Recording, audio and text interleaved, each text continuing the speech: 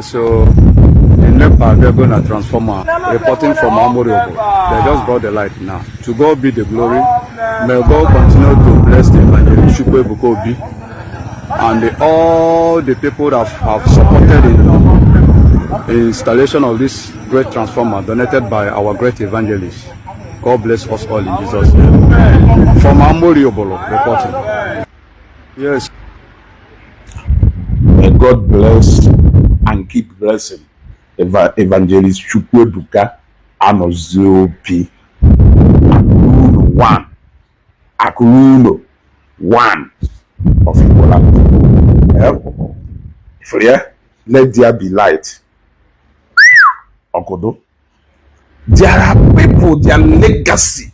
There are people at this point, their legacy in the if a bacha from the face of this earth, their legacy, anywhere they go, they leave their footprint.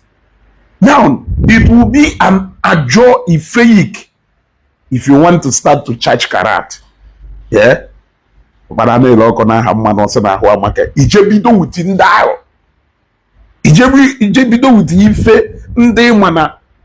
The possible good men why you are only but trying to fit in the shoes I have gone. These are the caliber of men. Matayasi ne wujelaka. Nde megoli fo bodo na afo. Ni ife a tribe na afo. Nde megdonari ife extend here from their immediate family, extend here from their extended family, from their village, from their community, obodo malaha, interstate. On the wujelanya. You want to go? On the wujelanya. When you put on a video, Matayasi Melo say, over 10 million Igbos love me.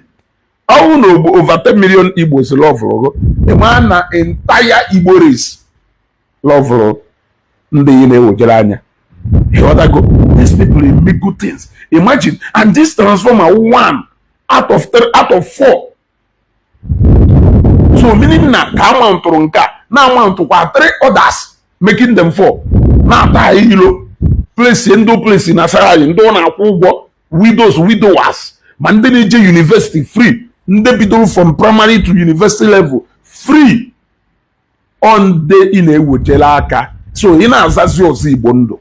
Kedifi Shokanda Naza. Only in Azozi Bondo. Let's say na Ezioku Matas was Bondo. Kedifenda Adaza. Kedifendao. May God bless Evangelist Ebuka Obi for touching many lives. For remembering in the Igbo. And it's not only him. All the ministers of the gospel who God is using to touch the life of our people in a positive way, to better the life of our people, to remember their people. Look at Apostle Shibuzo of OPM, the man that has over 10 free schools, 10 free hospitals, 10 free estates, living with over 300 kids, children from different age. Now his house has sponsored over 1,000 to 2,000 people. Now both abroad scholarship and the scholarship no never. Such kind of people. He brought an investment back home. Nabeha. Ebe ayadalo solar battery. My battery motor. He brought up the state government to Beha. Yeah, more than how many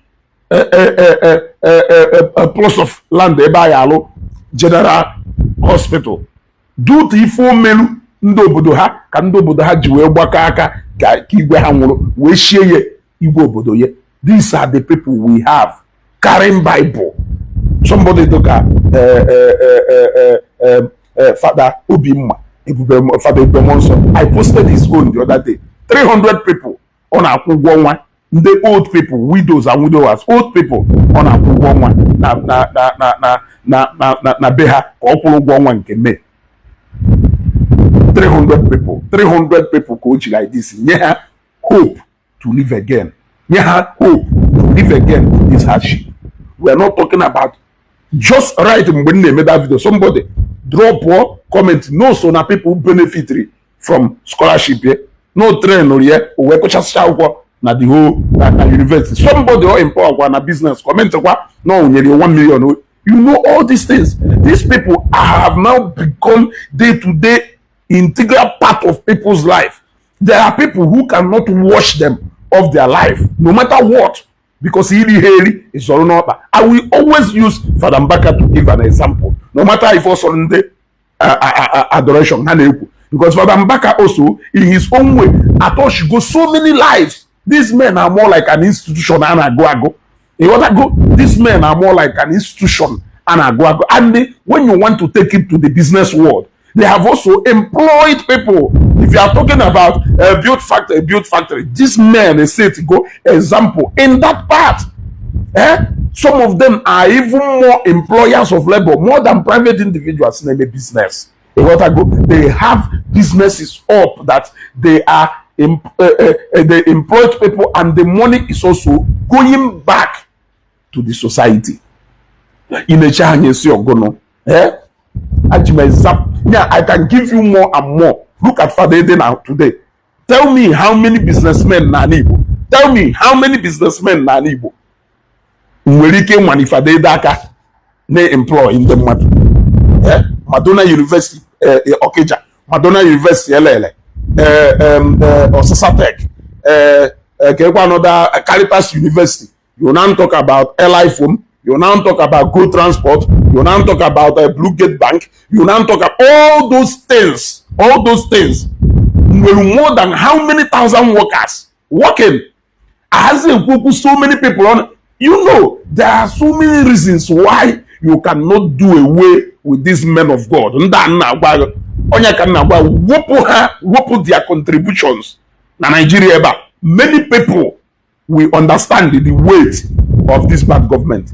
The reason why many people understand the weight of this bad government, and they still, in fact, their faith can be so high that tomorrow things will be better, is because of one way or the other that this man has been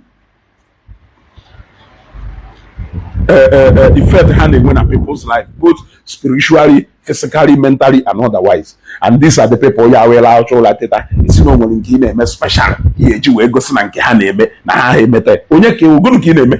Go to Kine me for go to Ghana me for if you rent a hospital, do 2 rooms now the updated building. And you are trying to do competition with people who standard hospitals. More beneficiaries than you. They have more record and tape to play more than you. It's just that to them you don't even exist. And how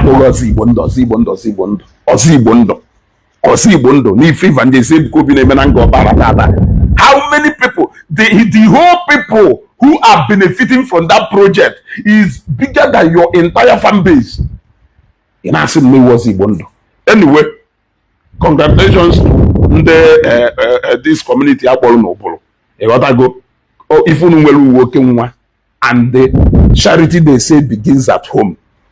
In the spirit of that Akuluno, in the spirit of that thing back home, Evangelist Ebuka Obi, so an active member of that particular project, we say, may God Almighty keep blessing our prophet, the spiritual director, Zion Ministry.